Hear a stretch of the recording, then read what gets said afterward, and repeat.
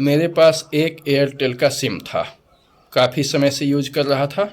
और अभी जब इस पिछली बार दिसंबर में उसका प्लान ख़त्म होने लगा तो 20 दिसंबर को ख़त्म होने वाला था और वे लोग बार बार फ़ोन करके 14-15 तारीख से ही नरक कर दिए थे कि रिचार्ज करवा लो, ख़त्म होने वाला है।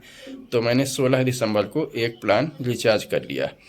और जैसे जियो में होता है कि एक प्लान मान लीजिए 20 को ख़त्म होने वाला है तो 15-16 को ही रिचार्ज कर लेते हैं। तो जब ये 20 को प्लान ख़त्म होता है तो पहले से रिचार्ज किया हुआ प्लान ऑटो स्टार्ट हो जाता है। तो इसी तरह से मैंने 16 को एयरटेल का रिचार्ज करा लिया और उसका प्लान 20 दिसंबर को ख़त्म होना था। जब 20 दिसंबर को प्लान ख़त्म हुआ तो मैं आश्वस्त था कि ये तो अपने आप स्टार्ट हो गया होगा मेरा पिछला 16 को रिचार्ज किया हुआ प्लान।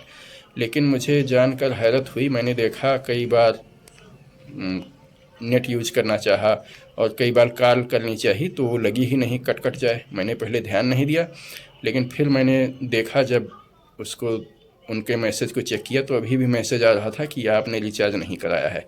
मैंने इसको लेके उनके कस्टमर केयर से कॉल किया तो उन्होंने मुझको, पहले तो उनका कस्टमर केयर कॉल लगता नहीं, दुनिया भर की कंप्यूटर पे ही वो दौड़ाते रहते हैं इधर उधर, IVR से कनेक्ट नहीं करते। IVR पे कनेक्ट होने पे उन्होंने कहा कि आपके पास बैलेंस नहीं है इस कॉल को करने के लिए। तो मैंने डिस्कनेक्ट करके फिर उनके एयरटेल थैंक्स ऐप पे एक शिकायत रेज़ की और वो शिकायत उन्होंने 24 घंटे का समय लिया और अगले दिन मैंने देखा वो शिकायत उन्होंने अपने आप ही रिजॉल्व कर दी थी, उसको हल कर दिया था।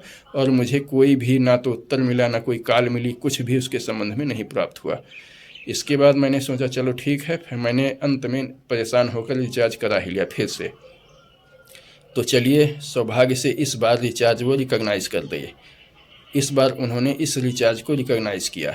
तो मैंने फिर सोचा चलो अब रिचार्ज हो गया है, अब फिर कॉल करके शिकायत करते हैं और अपना पैसा वापस ले लेते हैं, क्योंकि ये कंपनियां प्रतिष्ठित कंपनियां होती हैं और इस तरह के धोखाधड़ी या चोरी जैसे कामों में रुचि नहीं करती हैं अपनी प्रतिष्ठा को बनाए रखने के लिए। लेकिन जब मैंने इनको कॉल किया फिर से इनके IVR पे तो बहुत मुश्किल से फिर IVR का नंबर मिला। कंप्यूटर वॉइस ने बहुत ही मुश्किल से, बड़ी मशक्क़त के बाद IVR पे मुझको ले गया। वहाँ पे भी बहुत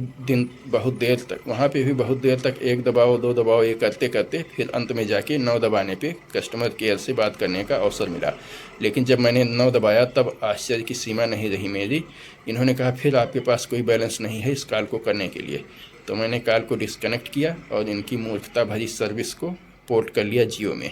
और आज मैंने पोर्ट कर लिया है, मुझे बहुत अच्छा लग रहा है इन बेवकूफ़ों के शिकंजे से आज़ादी पाकर, दुष्ट कहीं के। और मैं सोच रहा हूँ इनके ऊपर कोई केस ही क्यों ना कर दिया जाए।